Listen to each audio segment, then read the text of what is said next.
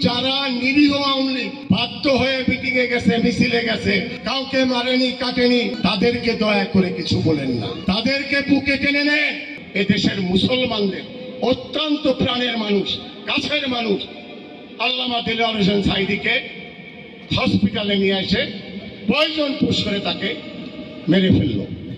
সেই জামাত কি করছে, 5 তারিখের পরে আওয়ামী লীগের বাড়ি বাড়ি যে বলতেছে, ভাই তোমাকে বিএনপি মারতেছে, আমরা ঠেকাচ্ছি, তোমরা ভয় পেয়ে না, আমরা তোমাকে পাশে আছি, তোমাকে বিএনপি দাবড়াচ্ছে, আমরা তোমাদের পাশে আছি, শেল্টার দিচ্ছি। কেন জানেন? শুধু 2টো ভোটের জন্য। আমার দলের সব নেতারে মেরে ফেলে দিল যে দল, সেই দলের বাড়ি পাহারা দিচ্ছে আমি। এবং তারা ইদানিং তারা অত্যন্ত সাম্প্রদায়িক দল, অসাম্প্রদায়িক দল।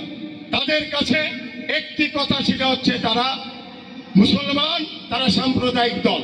কিন্তু এখন আমার হিন্দু ভাইদের বাড়ি গিয়ে যে তাদের গুণগান গাচ্ছে, পূজায় যাচ্ছে, গীতা পাঠ করতেছে, মঞ্চে বসে বক্তৃতা দিচ্ছে, প্রসাদ খাচ্ছে।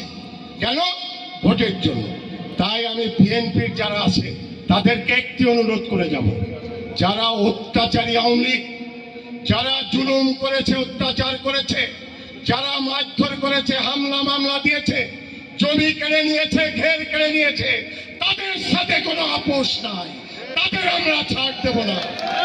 কিন্তু যারা নিরীহ আওয়ামী লীগ বাধ্য হয়ে মিটিংয়ে গেছে, মিছিলে গেছে, একটু নাম লিখাইছে আওয়ামী লীগে, কমিটিতে নাম লিখে দিছে, কাউকে মারেনি কাটেনি, ক্ষেত দখল করেনি, কার নামে মিথ্যে মামলা দেয়নি, তাদেরকে দয়া করে কিছু বলেন না, তাদেরকে বুকে টেনে নেন।